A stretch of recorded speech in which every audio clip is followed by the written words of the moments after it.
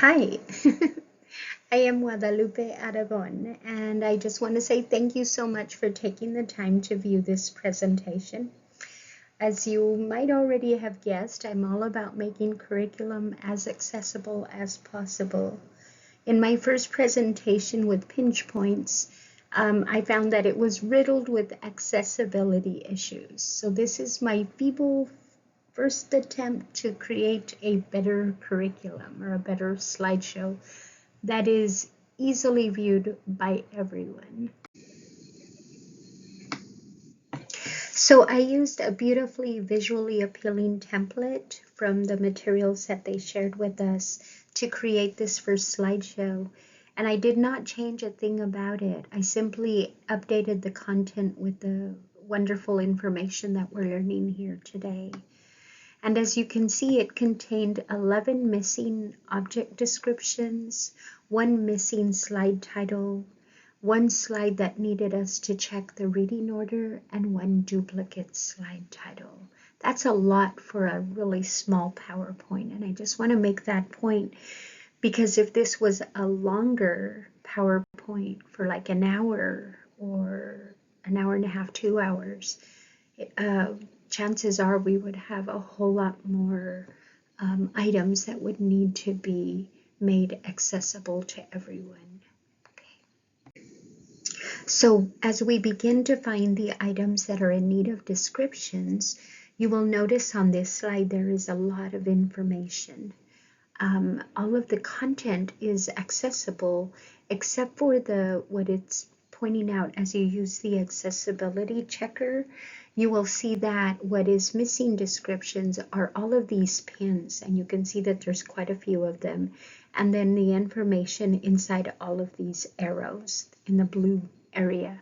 And so I might add 1 description for the first pin, copy it, and then move on to the next pin and paste the description there, and then go to the next one, and so on. So as you can see, it's time consuming, and at the same time, it's what needs to happen so that everyone has access to the material. Okay. So here is an example of how accessibility checker is identifying which items need a description. And when you see this, the little box, it'll point out which item needs the description. And you can do 3 things. You can auto-generate the description, which it will decide what it's going to call it. And you can start there and then maybe update it.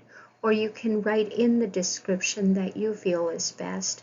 As you can see, I wrote in straight pin with a yellow head, just to keep it simple. Or you can mark it as decorative.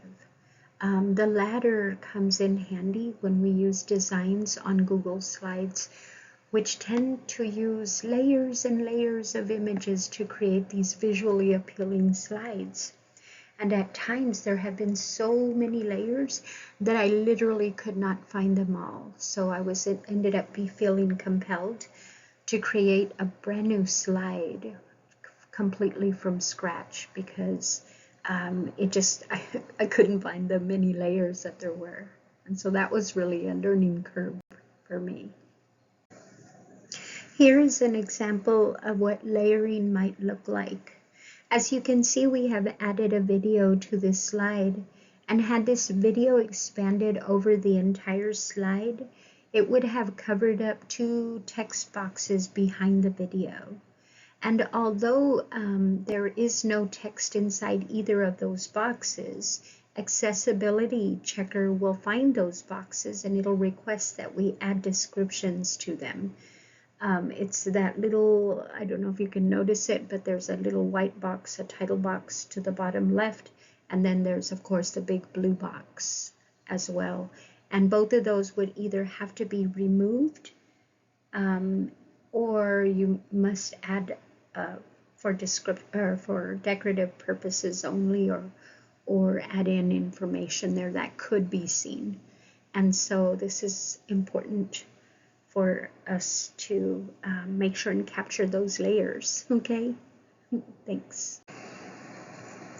Speaking of videos, it is so okay, so we are briefly going to go through some additional items that will come up with accessibility checker. One of them that's very important are headings.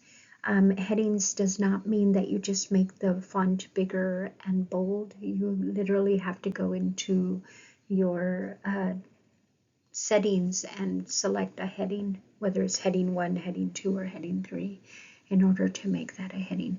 Why it's important is because a person who isn't able to, who doesn't have 20/20 vision, may be using text-to-speech to read everything. And what that means is that text-to-speech would have to read everything prior to the section that that person was looking for. So very, very time consuming.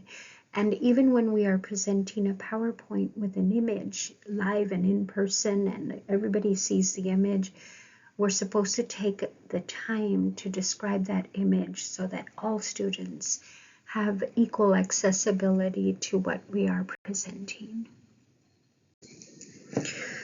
Okay, alt text. Alt text is actually the area where you put in your descriptions.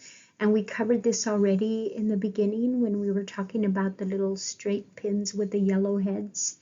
And just a quick review, you can either auto-generate, write it in yourself, or mark it as a description. All very important to pick at least one of those to make sure that everyone has equal access. Descriptive links, another really important area to focus on. By including descriptive links, students are able to search and navigate and know what to expect, get to their destination quicker. And if we didn't use descriptive links, what would happen is voice or text to voice would need to read that entire link.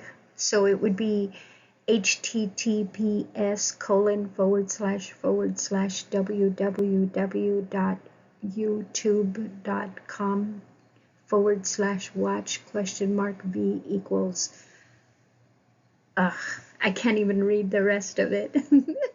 But I think you get my drift that by including a descriptive link and then embedding or inserting the link into it, it's much easier for all folks. Okay, again, this might be redundant and worth repeating. In one of our readings in our program here today, it was mentioned how we, the creators of curriculum, may need to update the way that we create curriculum so that it's accessible to all. One is using Google slide designs. They are absolutely beautiful and they come with layers and layers, and we've already addressed that. So we may be considering creating our own slides. If that is the case, then maybe we want to, this is one time when less is more in this case. So using fewer layers and fewer images and that kind of stuff that are kind of just extra. The other really important item to consider is that sometimes we will use an image that contains a lot of content that is necessary for the students to learn. Be prepared, please be prepared that all of that content will need to be added to the alt text to describe its content as well.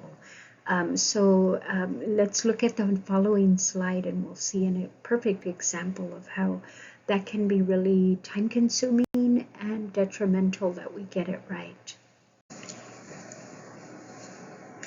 Hi. Okay, so here is a perfect example of using an image that contains a whole lot of information, and that information is needed for as part of the lesson.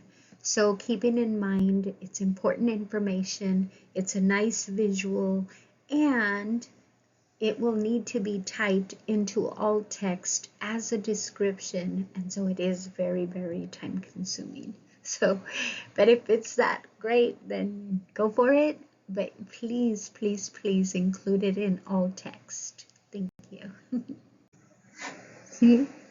So headings, alt text, descriptive links, and appropriate design, all essential for student success. That's a lot, and that's just PowerPoint. Let's see now what happens when we upload this document to D2L Brightspace. Let's keep our fingers crossed that we captured everything, although I see white letters and D2L does not seem to like white font too much. But let's look. Thanks.